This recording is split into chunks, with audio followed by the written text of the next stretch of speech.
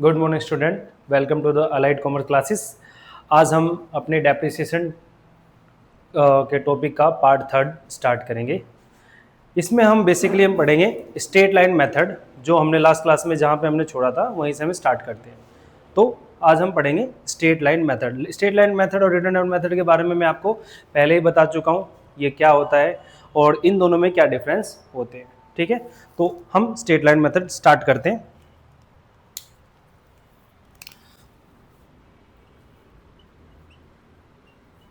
Straight line method.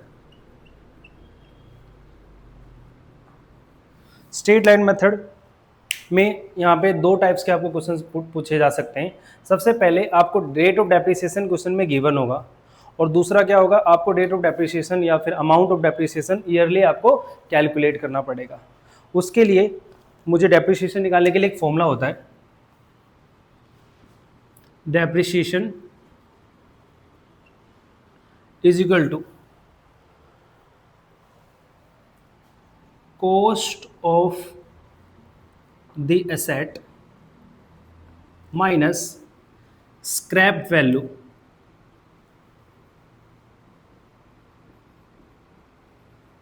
Upon में life span of asset. अब बच्चों इसको थोड़ा समझते हैं। सबसे पहले कॉस्ट ऑफ एसेट्स, जो भी हम एसेट्स खरीदेंगे उसकी एग्जैक्ट कॉस्ट क्या होगी। तो सबसे पहले कॉस्ट ऑफ एसेट कैलकुलेट करने के लिए कॉस्ट ऑफ एसेट जो, तो देखो एसेट्स को बाय करके फैक्ट्री में जब तक वो इंस्टॉल नहीं हो जाती और जब तक वो यूज़ नहीं हो जाती तब तक उस पर होने वाला सारा का सारा एक्सपेंस वो हमारे एसेट्स की कॉस्ट पे जाएगा। जैसे कि एक मशीन है, जो मैंने उसकी जो कॉस्ट है, वो जो परचेज अमाउंट है, उसकी परचेज अमाउंट है बच्चों मान लो 10 लाख रुपए, उसको फैक्ट्री तक ले जाने का जो किराया है वो आया है 50,000 रुपये। एंड देन जैसे फैक्ट्री में हमारी मशीन पहुंचती है, उसको इंस्टॉलेशन करने के लिए इंजीनियर्स की ज़रूरत होती है, तो वो जो आएंगे उनको हमें क्या पे करना पड़ेगा, इंस्टॉलेशन कॉस्ट। तो हाइपोथेटिकली मैंने मान लिया कि हमारा जो इंस्टॉलेशन कॉस्ट है कितनी है, 50,000 रुपये। तो टोटल जो कॉस्ट हुई मशीन की 10 लाख प्लस में 50 और 50 कितना होता है, 11 लाख रुपया होगा। क्या होगा हमारा टोटल एक्सपेंस या total cost of the machine. तो मशीन क्या सीखा हमने, मशीन की वैल्यू जो परचेज अमाउंट है, उसके अलावा आप जब जो भी एक्सपेंस करते हो, जब तक वो मशीन क्या नहीं थी, रेडी नहीं हो जाती यूज के लिए, तब तक के लिए सारा का सारा क्या हो जाएगा, हमारा कॉस्ट पे आ जाएगा। सब किसका आएगा, वो कॉस्ट ऑफ एसेट पे आ जाएगा। ठीक है, तो यहाँ पे परचेज अमाउंट होगा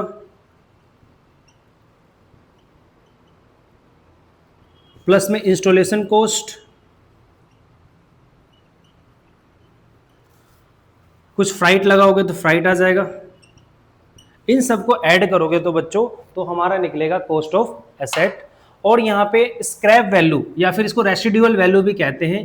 इसका मतलब होता है जो मशीन का जो टाइम पीरियड खत्म होने के बाद जो वैल्यू रियलाइज होगी, जैसे कि तो उसे क्या कहें हम, स्क्रैप वैल्यू। ठीक है, एंड नीचे हर एसेट्स की एक लाइफ स्पैन होता है कि वो 10 साल चलेगी, 15 साल चलेगी, वो उससे हम क्या करेंगे, इसको डिवाइड कर देंगे। तो डेप्रिसिएशन कैसे निकलेगा बच्चों, कॉस्ट ऑफ एसेट्स माइनस में स्क्रैप वैल्यू अपॉन में लाइफ स्पैन ऑफ एसेट। ठीक है, अब आगे बढ़ते हैं हम। अब हमने डेप्रिसिएशन निकालना तो सीख लिया है, हम आगे बढ़ते हैं, कुछ डेप्रिसिएशन की अकाउंटिंग ट्रीटमेंट सीखते हैं। तो सबसे पहले हम क्या करेंगे, डेप्रिसिएशन कब लगाएंगे। तो डेप्रिसिएशन लगाने से पहले आपको क्या करना पड़ेगा, कोई एसेट्स को बाय करना पड़ेगा। जब आप एसेट्स बाय करोगे तभी तो उस पर डेप्रिसिएशन चार्ज करोगे। तो सबसे पहले कोई भी आप मशीन परचेज करोगे,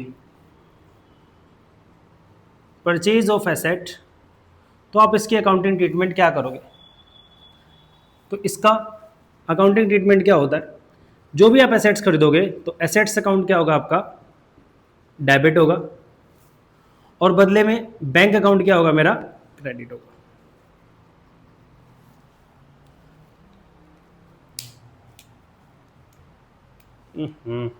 मैं कुछ और बोलने वाला था, काट देंगे ये तो, ठीक है। नाउ हमने एसेट्स को बाय कर लिया। अब नेक्स्ट स्टेप क्या होगा, पूरे साल हम इस एसेट्स को यूज करेंगे अपने फॉर्म में, एंड देन हम साल के एंड में हम इस पे चार्ज करेंगे डेप्रिसिएशन। जैसे कि हम डेप्रिसिएशन चार्ज कब करते हैं, 31 मार्च एवरी ईयर हम क्या चार्ज करेंगे, डेप्रिसिएशन को क्या करेंगे, चार्ज करेंगे।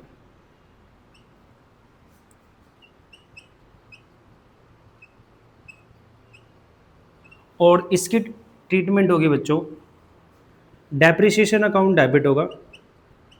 क्यों डेप्रिसिएशन अकाउंट डेबिट होगा, बिकॉज ये है क्या, हमारा एक्सपेंस है, और हमें पता है कि एक्सपेंस बढ़ता है तो क्या होता है, डेबिट होता है। और बदले में ये क्या करता है, ये हमारे एसेट्स की वैल्यू को डाउन कर देता है। क्या करता है, हमारे एसेट्स की वैल्यू को डाउन कर देता है, और एसेट्स की वैल्यू डाउन होती है तो क्या होता है, वो क्या होता है, क्रेडिट होता है। तो ये हमारा डेप्रिसिएशन चार्ज करने की एंट्री। एंड लास्ट जो एंट्री होगी वो होगा डेप्रिसिएशन को राइट ऑफ करने की। डेप्रिसिएशन को क्या करेंगे, हम राइट ऑफ कर देंगे अपनी बुक से। और उसकी एंट्री क्या होती है बच्चों, उसकी एंट्री होती है profit and loss account debit to depreciation account.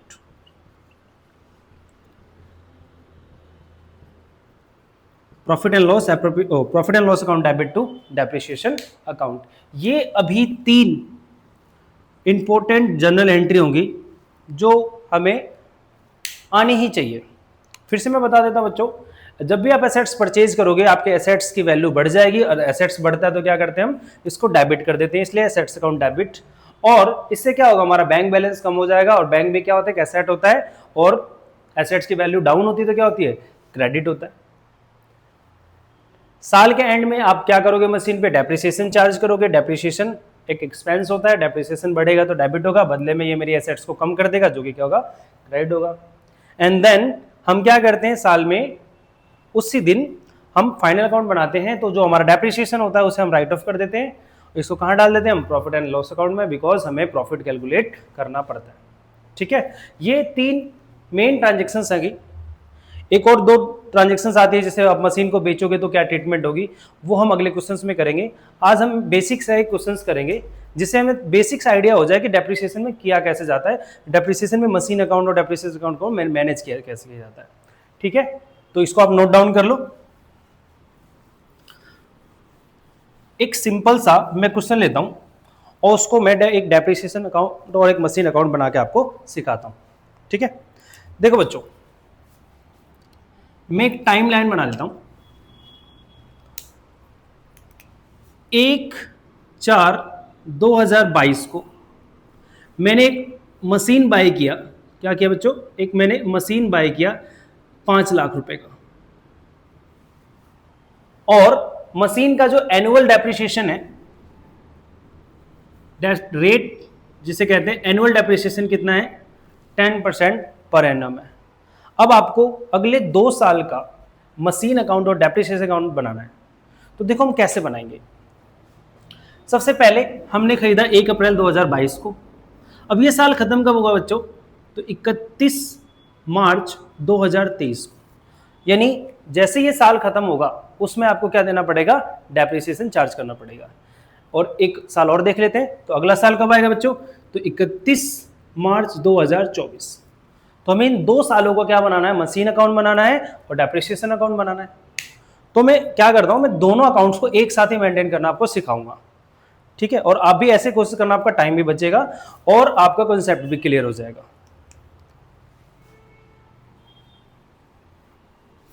यहां पे आपको डेट का कॉलम बनाना बहुत नेसेसरी है। मैं एलएफ का कॉलम स्किप कर रहा हूं,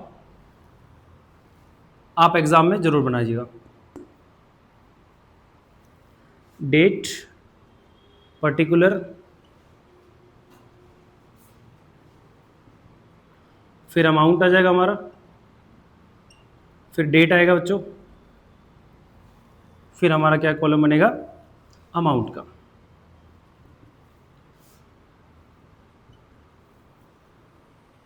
ये हमारा बन जाएगा बच्चों मशीन अकाउंट।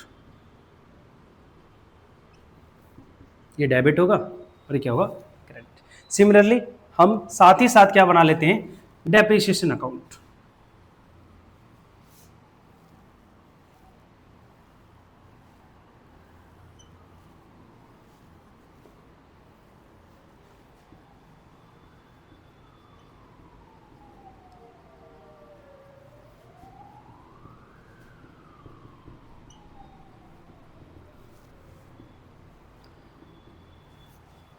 कई बच्चों को जर्नल एंट्री करने में दिक्कत आती है, जनरल से उनको लेजर में पोस्टिंग में दिक्कत आती है, उसको आप ऐसे भी सॉल्व कर सकते हो कि देखो मशीन अकाउंट कौन सा अकाउंट होता है हमारा, तो मशीन अकाउंट एक हमारा एसेट अकाउंट है और डेप्रिसिएशन क्या हमारा एक एक्सपेंस है। आप ऐसे भी कर सकते हो कि अगर आपका लगता है कि आपको मशीन की वैल्यू बढ़ रही है तो आप डेबिट करोगे, तो आपकी मशीन की वैल्यू डाउन हो रही है तो क्रेडिट करोगे। ऐसे ही आपका एक्सपेंस बढ़ रहा है तो डेबिट करेंगे और एक्सपेंस कम होता है तो क्या कर देंगे, क्रेडिट कर देंगे। आप ऐसे भी कर सकते हो और आप जर्नल एंट्री से भी कर सकते हो। तो देखो सबसे पहले हमने मशीन खरीदा था कब, हमने खरीदा था 1/4/2022 को हमने मशीन खरीदी, कितने खरीदी, 5 लाख रुपए। तो इसकी जर्नल एंट्री क्या होगी, machine account debit to bank account. तो वहां पे हमारा मशीन अकाउंट क्या हो रहा है, डेबिट हो रहा है। तो यहाँ पे भी हम क्या करेंगे, मशीन अकाउंट को डेबिट करेंगे। मशीन अकाउंट को डेबिट करूंगा 1/4/2022 और टू क्या लिख दूंगा मैं, बैंक। और यहाँ पे मैंने कितने की मशीन खरीद ली, 5 लाख रुपए के। और कई बच्चों को जनरल एंट्री से पोस्टिंग करने में दिक्कत आती है, तो ऐसे भी कर सकते हैं कि देखो हमारा जो मशीन अकाउंट है ना वो बढ़ रहा है और मशीन बढ़ेगा तो क्या होगा, डेबिट होगा। एसेट्स बढ़ता है तो डेबिट होता है, हम डेबिट साइड में इसको रिकॉर्ड कर देंगे। और ये पेमेंट कैसे की थी हमने, बैंक से, तो हम बैंक से रिकॉर्ड कर सकते हैं। आप डायरेक्ट भी कर सकते हो और जिनको जर्नल एंट्री आती है तो उनको तो ये आसानी लगेगा। ठीक है, अब देखो पूरा साल हमने एसेट्स खरीदा, पूरे साल देखेंगे तो हमने पूरे साल में हमारे टाइमलाइन में कुछ भी नहीं आ रहा, ना तो हमने कोई मशीन खरीदी है ना तो और मशीन हमने बेची है। तो हमें क्या करना पड़ेगा, अकाउंट्स को क्लोज करना पड़ेगा। और जैसे ही आप अकाउंट्स को क्लोज करोगे तो आपको क्या देना पड़ेगा, डेप्रिसिएशन। और डेप्रिसिएशन की एंट्री मैंने क्या सुनाई थी आपको, depreciation account debit to asset account. तो यहाँ पे एसेट क्या हमारा, मशीन है, तो मशीन क्या होगा हमारा, क्रेडिट होगा और डेप्रिसिएशन क्या होगा, डेबिट होगा। तो हम मशीन सबसे पहले हम क्या करते हैं, डेप्रिसिएशन अकाउंट को डेबिट कर देते हैं। डेप्रिसिएशन अकाउंट डेबिट, तो हमने डेप्रिसिएशन अकाउंट डेबिट किया तो 5 लाख का 10% कितना होता है, 5 लाख रुपए कब हो, 50,000 रुपए। तो 50,000 रुपए हमने डेप्रिसिएशन अकाउंट के डेबिट साइड लिख दिया। और लिखेंगे हम 31/3/2023 और यहाँ पे लिखेंगे टू मशीन अकाउंट। और मशीन अकाउंट क्रेडिट था तो हम मशीन अकाउंट को क्रेडिट करेंगे 31/3/2023 और लिखेंगे यहाँ बाय डेप्रिसिएशन अकाउंट। कितना लिखेंगे हम, 50,000 रुपए। एंड देन हम करेंगे कास्टिंग।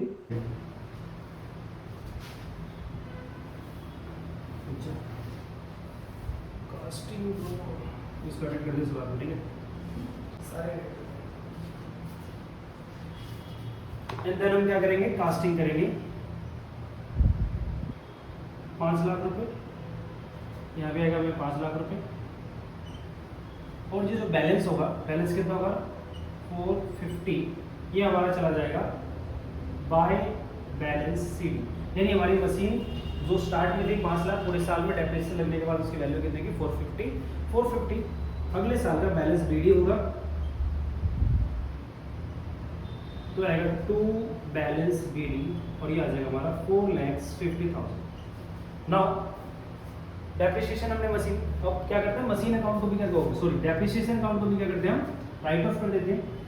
तो डेप्रिसिएशन को राइट ऑफ करना बड़ा सिंपल सा है, क्योंकि ये देखो नॉमिनल अकाउंट एक तरह से, जिसे हम अगले साल कैरी फॉरवर्ड नहीं करते। इसको क्या करते हैं हम प्रॉफिट एंड लॉस अकाउंट में डाल के इसको राइट ऑफ कर देते हैं। तो यहाँ पे देखो कितना आएगा 50,000 रुपये, यहाँ पे कितना आएगा 50,000 रुपये और यहाँ डेट डालेंगे 31/2023, लिख देंगे हम by balance, sorry by profit and loss account और कितना कर देंगे हम 50,000 राइट ऑफ हो जाएगा।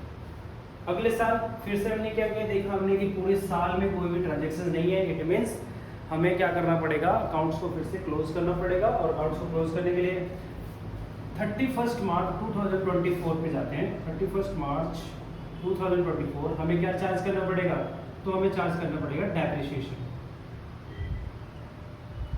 तो डेप्रिसिएशन लगेगा हमारा कितना कितना लगेगा बच्चों? स्ट्रेट लाइन मेथड है, हमें हमेशा आपका ओरिजिनल वैल्यू पे डेप्रिसिएशन चार्ज होगा, जो कि ओरिजिनल वैल्यू कितनी थी 5 लाख का 10% कितना होगा 50,000 रुपये, जो हर साल क्या होता है मेनली सेम ही आता है। पिछले साल में 50 था, इस साल में कितना आएगा 50 आएगा, तो यहाँ पे कितना आएगा हमारा 50,000 रुपये। और डेप्रिसिएशन अकाउंट में हम इसको डेबिट कर देंगे 31 मार्च 2024, क्या कर देंगे हम टू मशीन अकाउंट 50,000। देन फिर से हम क्या करेंगे कास्टिंग करेंगे 4,50,000 और यहाँ पे डेट डालेंगे, हम लिख देंगे बाय बैलेंस सीडी, जो कि कितना होगा 4 लाख रुपीज़। अगले साल का carry forward 1/4/2024 to balance BD कितना होगा हमारे पास 4 लाख रुपये स्टार्टिंग में बैलेंस होगा। मशीन अकाउंट को भी ऐसा होगा, डेप्रिसिएशन अकाउंट को ऐसे हम क्लोज कर देंगे, कितना होगा 50,000 रुपये। और इस 50,000 को हमें कैरी फॉरवर्ड तो करना नहीं, तो हम सेम डेट में इसको कर देंगे हम by profit and loss account से क्या कर देंगे हम इसको राइट ऑफ। तो ये एक बेसिक सा क्वेश्चन है, जैसे कि हम एक डेप्रिसिएशन अकाउंट को मेंटेन कैसे करते हैं। हम अगली क्लास में सीखेंगे कि एक डेप्रिसिएशन अकाउंट जो हम बनाते हैं उसमें कोई मशीन को अगर मुझे बेचना पड़ गया तो अकाउंटिंग ट्रीटमेंट क्या होगी, अगर मुझे मशीन बेचूंगा मुझे लॉस हुआ या प्रॉफिट हुआ तो अकाउंटिंग ट्रीटमेंट क्या होगा। तो उसको सीखने के लिए से पहले आप इस क्वेश्चंस को और इस टाइप के 2-3 क्वेश्चंस को आप घर पे प्रैक्टिस करो, और नेक्स्ट वीडियो में हम करेंगे जिसमें मशीन को सोल्व करेंगे, मशीन को बेचेंगे तब कौन सी अकाउंटिंग ट्रीटमेंट होगी। तब तक के लिए थैंक यू सो मच।